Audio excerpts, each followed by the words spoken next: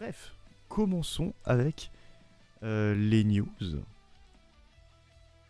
Et non, ça c'est les cartes rush. On va commencer par le TCG. On va commencer par une carte qu'on a déjà vue, mais on va la revoir un petit peu parce qu'on connaît son effet.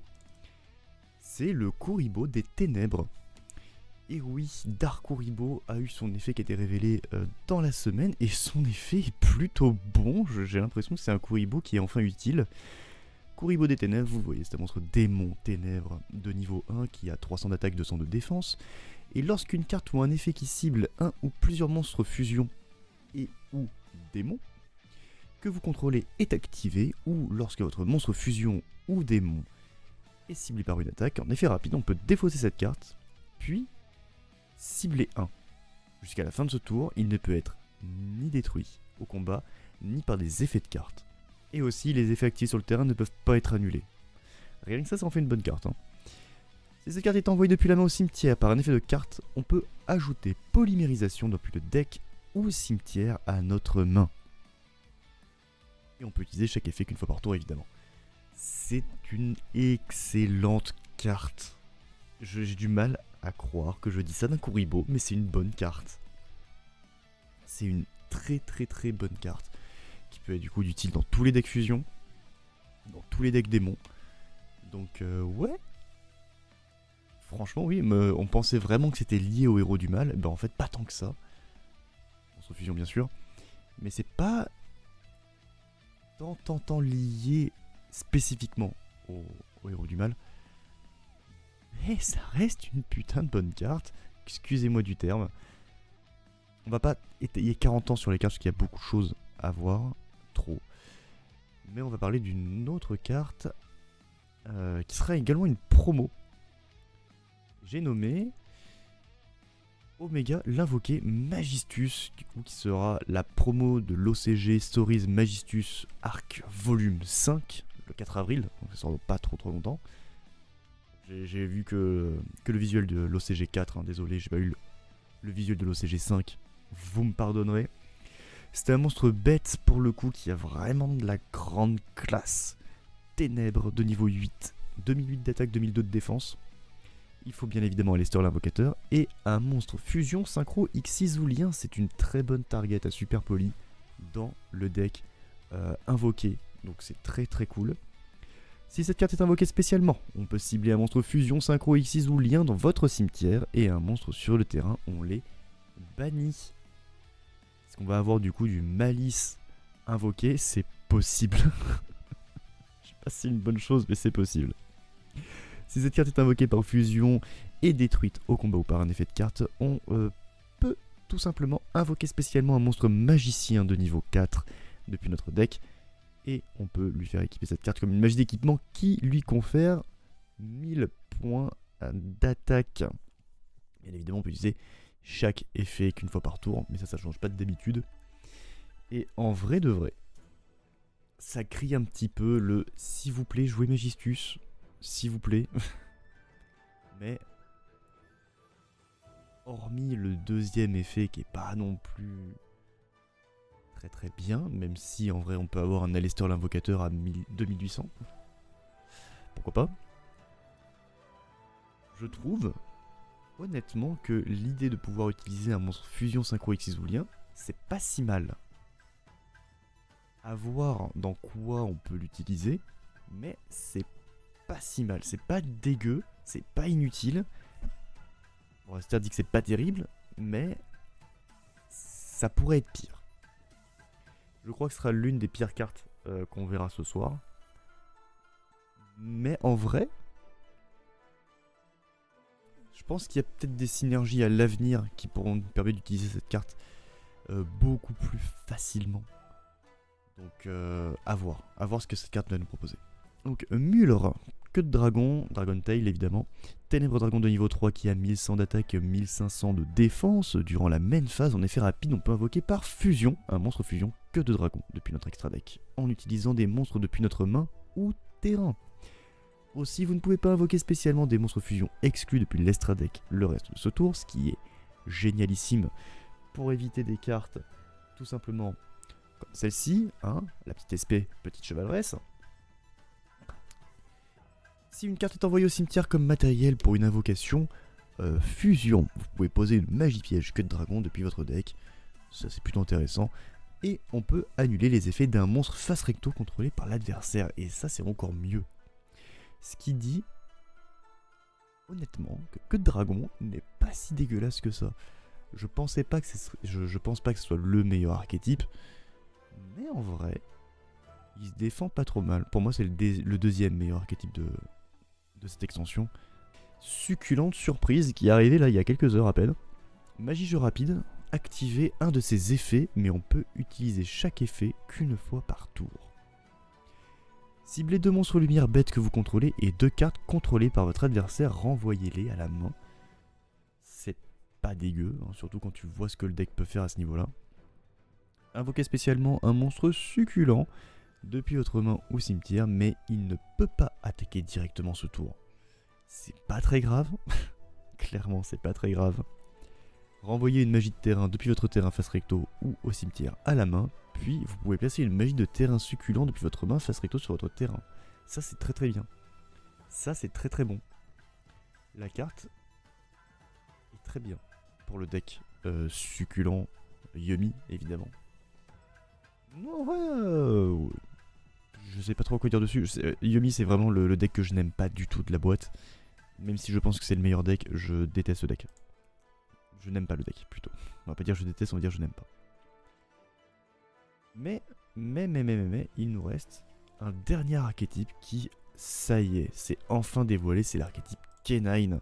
Et on va commencer avec le numéro 17 qui est Izuna, qui est un terre guerrier de niveau 5. Et vous allez voir que les monstres de niveau 5, c'est un peu la particularité de ce deck, qui est à X6 du coup.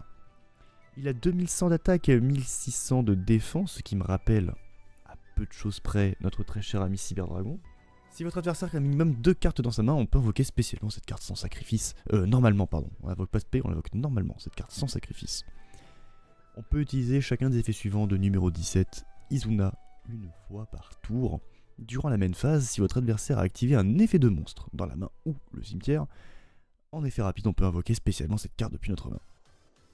Et si cette carte est invoquée normalement ou spécialement, on peut envoyer une carte K9, celle-ci exclue depuis notre deck au cimetière.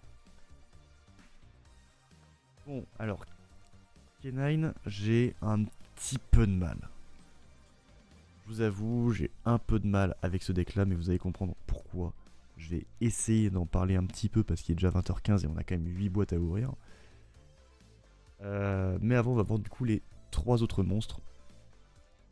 Notamment K9 numéro 66A, Jokul. Donc c'est un monstre ténèbres aqua de niveau 5 à 2000 d'attaque et 1900 de défense. Si votre adversaire a minimum 2 cartes dans sa main, vous pouvez invoquer normalement cette carte en sacrifice. J'ai l'impression d'avoir déjà vu ça quelque part. Évidemment, on peut utiliser chacun des effets suivants qu'une fois par tour. Vous pouvez révéler cette carte et un autre monstre de niveau 5 dans votre main, invoquer spécialement les deux. Mais ils ne peuvent pas être utilisés comme matériel pour l'invocation X6 d'un monstre lumière. Ça empêche un petit peu les fameux Nova et Infinity. Mais retenez bien, X6 lumière. C'est très important. On ne peut pas l'utiliser comme monstre X6 lumière si elle est invoquée spécialement en révélant cette carte ainsi qu'un autre monstre de niveau 5. Durant votre main phase, vous pouvez ajouter un monstre K9 non aqua depuis le deck à la main, ça tombe bien, il y en a plein. C'est le seul deck aqua. On va aller voir l'autre dans la foulée, qui est un pyro pour le coup, le 66B lanterne. C'est un ténèbre pyro également. De niveau 5 qui a les mêmes stats pour le coup, 2000 d'attaque et 1009 de défense. Si votre adversaire a un minimum de cartes dans sa main, on peut invoquer normalement cette carte sans sacrifice. Et si cette carte est dans notre main, on peut cibler un monstre canine non pyro dans le cimetière, l'invoquer spécialement ainsi que cette carte, mais ils ne peuvent pas être utilisés comme matériel pour l'invocation d'un monstre X6 lumière. Ça fait 2, hein. Il y a 4 monstres. Durant votre main phase, on peut ajouter une magie piège K9 depuis le deck à la main, donc c'est à peu près la même chose que l'Aqua, donc le 66A, en même temps ils ont le même nombre. Et vous allez voir que, bon... D'ailleurs c'est exactement le même le même fond qu'il y a derrière le personnage. Entre le 66A et le 66B, c'est le même fond. Ils se sont pas foulés. Et là par contre on va avoir une carte. Le 00 Lupus, qui a le même fond également. Bête guerrier, terre, niveau 5, 2003, 200.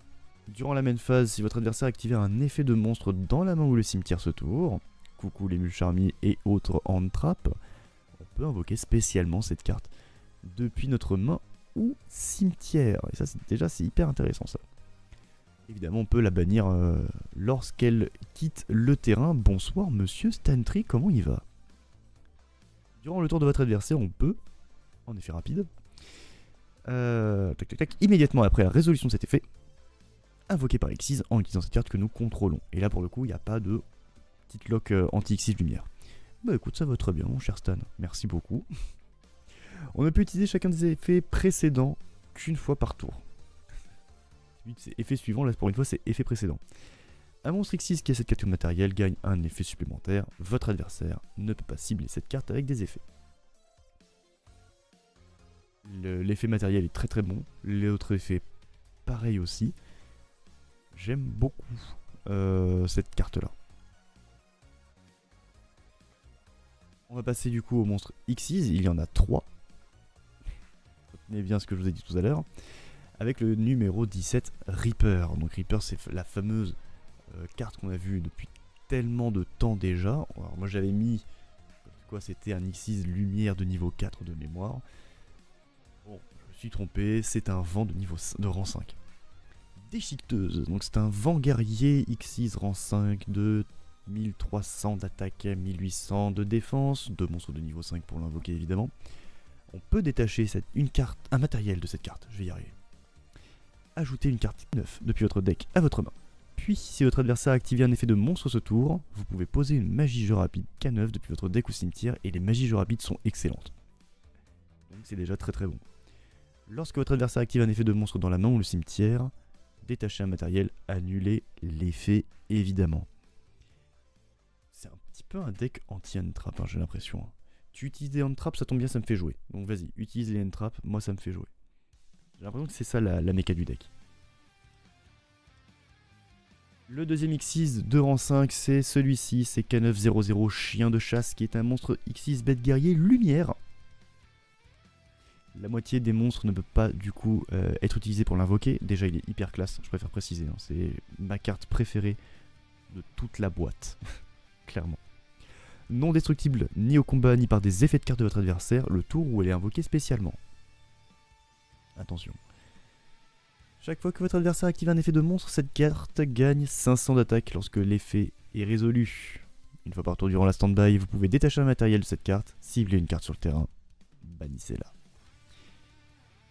C'est une très bonne carte. C'est une excellente carte, il n'y a pas à chier, elle est très belle. Clairement, l'artwork est magnifique. L'effet, ou plutôt les effets sont dingues. Mais on ne peut pas l'invoquer avec tous les monstres. En tout cas, on ne peut pas l'invoquer en utilisant les effets d'invocation qui te permettent de faciliter les Xyz. C'est un peu particulier quand même. Mais ce n'est pas le seul monstre Xyz, il en reste encore un. Encore un numéro 00. Ou quoi que non. C'est le même gars mais évolué, c'est K9X Werewolf, donc loup-garou, qui est de rang 9 pour le coup. Alors là, il faudra qu'on m'explique comment on peut faire des rangs 9 avec des monstres de niveau 5. Il y aura très certainement des solutions vis-à-vis des cartes magie piège. 3300 d'attaque, 2500 de défense, il faut 2 monstres de niveau 9. Et tant que cette carte a du matériel, elle peut attaquer un nombre de fois durant chaque battle phase inférieur ou égal au nombre de matériels qui lui sont attachés. Rien que ça. C'est énorme. Lorsque votre adversaire active une carte ou un effet en effet rapide, on peut détacher un matériel de cette carte puis activer cet effet selon le tour. Si c'est pendant votre tour, vous bannissez une carte contrôlée par l'adversaire et ou une carte depuis de son cimetière. Moi je dis pas non, c'est très bon. Et si c'est pendant celui de l'adversaire, regardez la main de votre adversaire et bannissez une carte face recto jusqu'à la end phase. C'est très bon aussi. Ah bah, l'empêcher d'utiliser une carte dans sa main, ça peut être très bon, surtout si tu vois qu'il est parti chercher son starter ou son extender, ça peut être très cool. Bien évidemment, chaque effet est utilisable qu'une fois par tour parce que, faut pas déconner. Première magie, c'est une jeu rapide, donc c'est K9LC Libération. Ciblez un monstre X6 K9 ou un monstre X6 de rang 5 que vous contrôlez. Ça, on sait tout ce que ça veut dire, hein, la toolbox.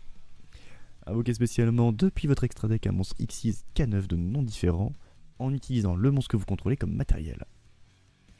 C'est une invocation X6, évidemment on transfère les matériels au monstre invoqué. A la fin de la battle phase, si votre monstre K9 a combattu ce tour, vous pouvez poser cette carte depuis votre cimetière. Mais elle n'est pas bannie. Du coup, en fait, je peux l'utiliser à l'infini, quoi, cette carte, c'est terrible. Bien évidemment, on peut utiliser chaque effet qu'une fois par tour, parce que sinon c'est un peu trop broken. Mais, honnêtement, on voit comment on peut faire la fameuse rang 9. On peut même faire la rang 9, rebasculer derrière sur notre petit rang 5. Pourquoi pas? On peut l'étaler comme ça, il n'y a aucun souci. La fameuse K9 X Libération forcée, durant la même phase, ciblez un monstre X6 K9 que vous contrôlez, invoquez spécialement depuis votre extra deck un monstre X6 K9 de nom différent. Et en utilisant le monstre que vous contrôlez comme matériel, ceci est traité comme une invocation X6, transférez ces matériels au monstre invoqué, puis on peut détruire une carte contrôlée par l'adversaire. Que demande le peuple? A la fin de la battle phase, si votre monstre K9 a combattu ce tour, vous pouvez poser cette carte depuis votre cimetière. On ne peut utiliser chaque effet de K9 X Libération forcée qu'une fois par tour, encore heureux. Comme je disais, les magies pièges, enfin les magies jeux rapides, pardon, sont excessivement bonnes. Et enfin, il nous reste un piège, le K9 EW Libération expérimentale, ils sont pas foulés pour les noms. Piège normal, invoquez spécialement un monstre K9 depuis votre main ou cimetière, puis vous pouvez invoquer spécialement un monstre X6 K9 depuis votre extra deck en utilisant le monstre invoqué spécialement comme matériel. Je fais une X6 avec un seul monstre. C'est terrible. Par contre, il faut le détruire durant la prochaine end phase, c'est-à-dire la end phase du prochain tour. Durant la end phase, justement, on peut bannir cette carte depuis le cimetière, cibler une magie jeu rapide K9 dans le cimetière et la poser. Évidemment, on fait ça pourquoi? Empêcher que notre monstre X6 soit détruit en invoquant un autre. Ça recycle. Comme la fille psychique de la sérénité qui sort dans Duelist Advance pour le coup. Donc c'est un monstre psychique terre synthoniseur de niveau 2 qui a 500 d'attaque, 300 de défense. Si cette carte est invoquée normalement ou spécialement, on peut bannir une carte depuis notre main. Et si on le fait, on invoque spécialement un monstre psychique de max niveau 4. Évidemment celui-ci exclu depuis notre deck. Puis le deck, c'est débile. J'adore. Et aussi, vous ne pouvez pas invoquer spécialement, excepté des monstres psychiques, bien évidemment, depuis l'extra deck, depuis le reste de ce tour. Vous pouvez cibler un nombre de monstres qui ont un niveau face recto sur le terrain inférieur ou égal au nombre de monstres psychiques que vous contrôlez, augmenter leur niveau de 1 jusqu'à la fin de ce tour pratique pour empêcher l'adversaire de faire des synchros durant ton tour ou encore d'améliorer tes niveaux pour justement faire des X6, des synchros, on le sait évidemment. Donc, je vais pas m'étayer maintenant, je vais m'étayer plus tard parce que honnêtement c'est du support random générique, psychique. Là on a le ministre psychique du calme, j'adore son nom. C'est un monstre terre psychique de niveau 3, 0 d'attaque, 2100 de défense. Si vous contrôlez un monstre psychique autre que ministre psychique du calme, vous pouvez invoquer spécialement cette carte depuis notre main, ce qui est plutôt cool pour faire des synchros, j'ai envie de dire. En position de défense, hein. Bah oui, il a 2100. Vous pouvez invoquer spécialement cette carte qu'une fois par tour de cette façon, et on peut bannir cette carte et un autre monstre psychique depuis notre cimetière. Cibler un monstre face recto sur le terrain, on le bannit jusqu'à la end phase. Oui, ouais, oui, bon, oui, voilà, c'est tout ce que j'avais à dire sur cette carte. Bof. Autre monstre un petit peu particulier, la procédure mentale. La procédure mentale, qu'est-ce que c'est? C'est un monstre lumière psychique synthoniseur de niveau 3 qui a 1100 d'attaque, 1100 de défense. Si cette carte que vous contrôlez va être utilisée comme matériel synchro pour un monstre psychique, on peut l'utiliser comme monstre non synthoniseur et ça déjà c'est bien. J'aime bien ce genre de monstre.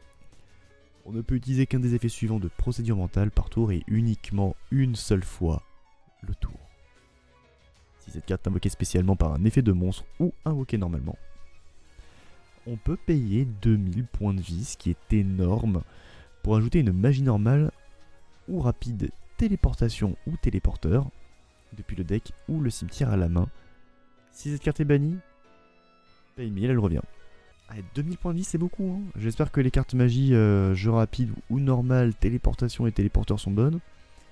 Et évidemment, il y a téléporteur d'urgence, qui reste un banger. Surtout pour ce genre de deck. Mais à voir ce que vont donner les autres, parce qu'il me semble qu'il y a quand même quelques cartes magie téléporteur.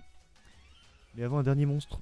L'artilleur prototype psychique. On connaît l'artilleur psychique, hein, c'est un gros monstre de niveau 11, je crois. Ou 10, je ne sais plus. Qui fait des dégâts perçants, et en plus tu gagnes des points de vie par rapport aux dégâts perçants. C'est un monstre de niveau 6 qui a 2000 d'attaque, 1500 de défense. On peut défausser cette carte, invoquer spécialement un monstre psychique de max niveau 4 depuis notre main ou zone bannie. Ça tombe bien, ça évite de payer 1000 points pour ramener l'autre, hein, on le rappelle.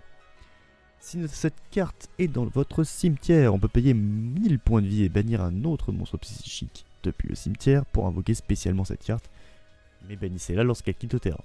Pas trop mal, mais pas non plus incroyable. Depuis tout à l'heure, on parle de monstres synchro. Et bien évidemment, nous avons un monstre fusion. Le démon absolu kinésique, qui est un lumière psychique de niveau 11 pour le coup, qui a 3400, oui, 3400 d'attaque et 2200 de défense. Il faut un monstre synchro psychique et un monstre synchro, et ça rappelle le démon kinésique, je crois qu'il s'appelle comme ça également. Cette carte doit d'abord être invoquée par fusion. Et si elle est invoquée par fusion, on peut payer 2000 points de vie. Bannissez toutes les cartes face recto contrôlées par votre adversaire. Banger. Non destructible par des effets de carte. Banger. Si cette carte est dans votre cimetière, sauf le tour où elle y a été envoyée, vous pouvez la bannir et invoquer spécialement un monstre fusion psychique de niveau 10 depuis notre extra deck. C'est traité comme une invocation fusion. C'est le démon kinésique qui est de niveau 10 hein, de mémoire. Donc oui, c'est bien. Oui, c'est très bien. J'aime beaucoup ce qu'ils font avec le deck psychique de plus en plus. Alors que ce sont des cartes random, je le rappelle. Le sorcier psychique du silence, ça vous rappelle peut-être un monstre psychique également. Ce sont des remolds, tout simplement. C'est un synchro-synthoniseur de niveau 5, 2400 d'attaque, 500 de défense. Il faut juste un syntho et un non-syntho pour le faire. Et si elle est invoquée spécialement, on peut cibler un monstre psy de max niveau 4 dans le cimetière ou zone bannie. Ça ramène encore l'autre de tout à l'heure. Invoquez-le spécialement, puis vous pouvez augmenter son niveau de 1. Pratique pour faire des synchro 10, par exemple. Je dis ça comme ça. Aussi, vous ne pouvez pas invoquer spécialement de monstres psychiques exclus depuis l'extra deck le reste de ce tour. Et on ne peut utiliser cet effet qu'une fois par tour, évidemment.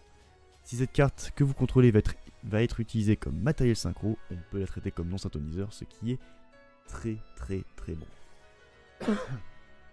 J'aime beaucoup le support psychique qu'il y a ici. Alors que ce sont pas des cartes incroyables, on va pas se mentir, mais j'aime beaucoup le support. Même le deck psychique de base, j'aime bien. Ici nous avons l'arc démon du croisement mental. Arc démon mental, je crois que c'était ça son nom à l'époque. Ténèbres psychiques de niveau 8. Alors, on se rappelle, on a un monstre de niveau 3, on a des monstres de niveau 5, on peut faire ce niveau 8. Il faut un synthoniseur psychique pour le coup et un monstre non synthoniseur au minimum. Durant la même phase, en effet rapide, on peut cibler un de nos monstres psychiques de max niveau 7 banni pour l'invoquer spécialement. Très bien ça, très bien. Durant la battle phase, en effet rapide toujours, vous pouvez sacrifier un autre monstre, peut-être celui que tu viens de ramener par exemple. Gagnez des points de vie égaux à son attaque d'origine. Et si vous le faites, cette carte gagne autant d'attaque jusqu'à la fin de ce tour, ce qui est très bien.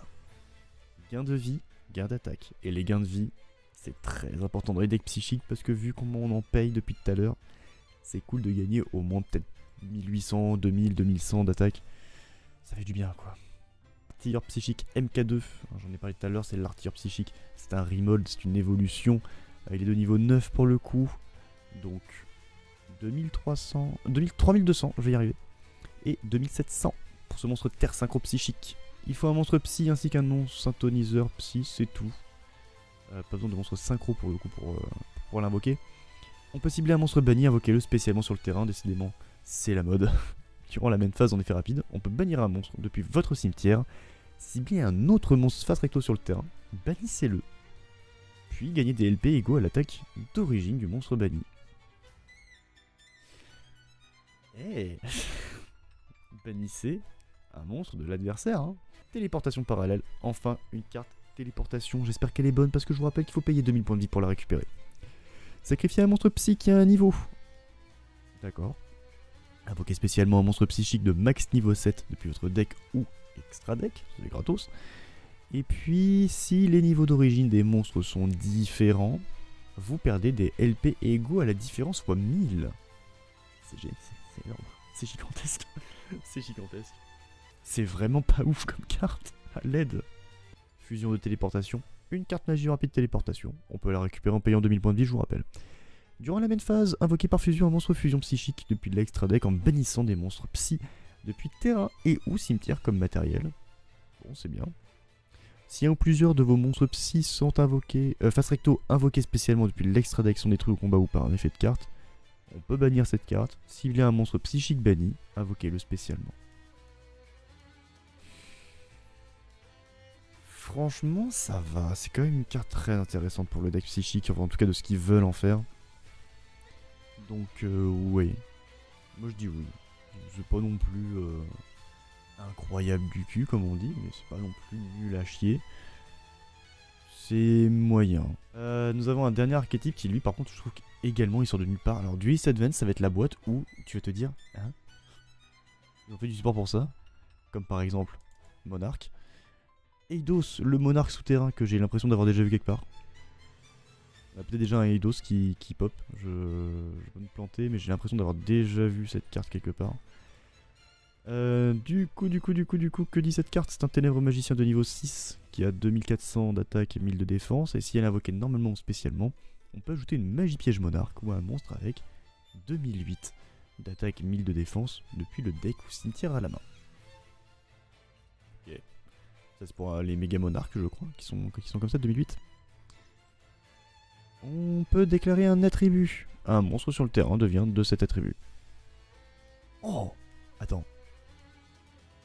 Ah voilà, Eidos c'est qu'ils sont en niveau 1, c'est bien ce qui me semblait. Bah là il a step up. Il a step up. Qu'est-ce qu'on nous dit d'autre? Si vous invoquez par sacrifice un monstre avec 100 de défense et minimum de 1400 d'attaque, tant que cette carte est dans le cimetière, on peut l'ajouter à la main ou l'invoquer spé. Ce qu'il faut retenir, moi je trouve que c'est le changer d'attribut. Je pense que c'est important. Alors je connais très peu Monarque, je sais pas si l'attribut est très important, mais le fait de pouvoir changer l'attribut, je trouve ça très très cool. On a un autre monarque qui est Tessera, l'écuyer primordial, qui est juste hyper classe. Hein, peut-être le nom vient de Tesseract. Ça y ressemble. Lumière guerrier de niveau 1, 800 d'attaque, 1000 de def. On peut révéler une magie piège monarque dans notre main, invoquer spécialement cette carte depuis notre main. Durant la même phase, on peut immédiatement après la résolution de cet effet invoquer par sacrifice un monstre. Voilà, très cool. Si cette carte est envoyée au cimetière, vous pouvez invoquer spécialement un monstre avec 800 d'attaque et 1000 de défense depuis le deck. Encore un écuyer par exemple. Je crois que Veidos il a également les mêmes stats. Hein. Pas Veidos, Eidos. Veidos c'est autre chose. Donc oui, il les a. Et aussi on peut pas invoquer spécialement depuis l'extra deck le reste de ce tour. Bon, l'extra deck avec Monarque on s'en fout un peu, hein, j'ai envie de dire. Chaque effet est utilisable qu'une fois par tour, évidemment. Non, ouais, oui, bah pourquoi pas, j'ai envie de dire. Je suis pas à 100% convaincu, mais peut-être que les magies pièges vont me convaincre. Déjà, je sais que la piège est complètement débile. Mais là, on a le stratagème des monarques. Une magie normale qui nous dit envoyer une magie piège monarque. Évidemment, celle-ci exclue depuis le deck au cimetière. Et si cette carte est bannie, vous pouvez cibler un monstre face recto contrôlé par votre adversaire. Ajouter un monstre du même attribut. Ah, là on y vient. Je savais que c'était intéressant de jouer avec les attributs.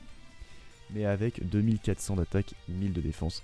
Évidemment depuis le deck ou le cimetière à notre main. Puis, immédiatement après la résolution de cet effet, vous pouvez invoquer normalement un Zaborg, Mobius, Testalos, Grand Marg, Raiza ou Caius. Ah, c'est un effet en... Ah, je suis pas convaincu par cet effet là, c'est... En vrai, oui. Non, oui, non, je sais pas où me mettre avec cette carte. Je pense qu'elle est bien, mais j'en suis pas sûr. Mais je pense qu'elle est bien. La deuxième carte magie, c'est la rébellion des monarques. Magie normale pour le coup. Défausser une carte, révéler 3 monstres avec 800 ou minimum de 1400 d'attaque et 1000 de défense depuis notre deck. Votre adversaire en choisit un pour vous à ajouter à votre main et vous envoyez le reste au cimetière. Et aussi, on ne peut pas invoquer spécialement depuis l'extra deck, donc ça on s'en fout un peu. Vous pouvez bannir cette carte depuis votre cimetière, invoquer spécialement un monstre avec 800 d'attaque, 1000 de def depuis votre main. C'est pas mal. Non, en vrai c'est cool. En vrai c'est fine. Moi j'ai pas de... Et c'est pas une analyse très très poussée, mais parce qu'on a beaucoup de choses encore à dire après. Et on a une ouverture aussi à faire, donc c'est pour ça. Je speed un peu, je vous laisserai débattre de tout ça en commentaire, vous le savez. Et enfin, dernière carte qui est complètement fumée, et bon, voilà, hein, c'est l'apogée des monarques. C'est la carte la plus craquée de l'extension. Piège continu, une fois par chaîne. Ce qui est énormissime. Si votre adversaire invoque spécialement un ou plusieurs monstres et que vous contrôlez un monstre invoqué par sacrifice, vous pouvez bannir une magie piège monarque depuis le cimetière, et mon dieu qui sont garnis. Activer un de ses effets, je vais y arriver. Mais on ne peut utiliser chaque effet de l'apogée qu'une seule fois par tour, et encore heureux. Parce qu'une fois par chaîne, on peut détruire un monstre sur le terrain, ou 2 magies pièges sur le terrain, ou défausser une carte au hasard depuis la main de votre adversaire, ou détruire une carte face verso sur le terrain, ou placer une carte sur le terrain au-dessus du deck, ou bannir une carte sur le terrain. C'est débile. Cette carte est excessivement puissante, mais n'ayez pas peur. N'ayez pas peur. Qui va jouer Monarque? Tout simplement. Qui va jouer Monarque? Peut-être un mec dans ton local, à la limite. Tu n'as pas peur de cette carte. Tu n'as pas à avoir peur de cette carte, clairement. C'était tout pour les news TCG. Je vous souhaite une excellente soirée. Je vous dis peut-être à la semaine prochaine pour de nouveautés. Je pense qu'il y en aura quand même. Bonne soirée à tous.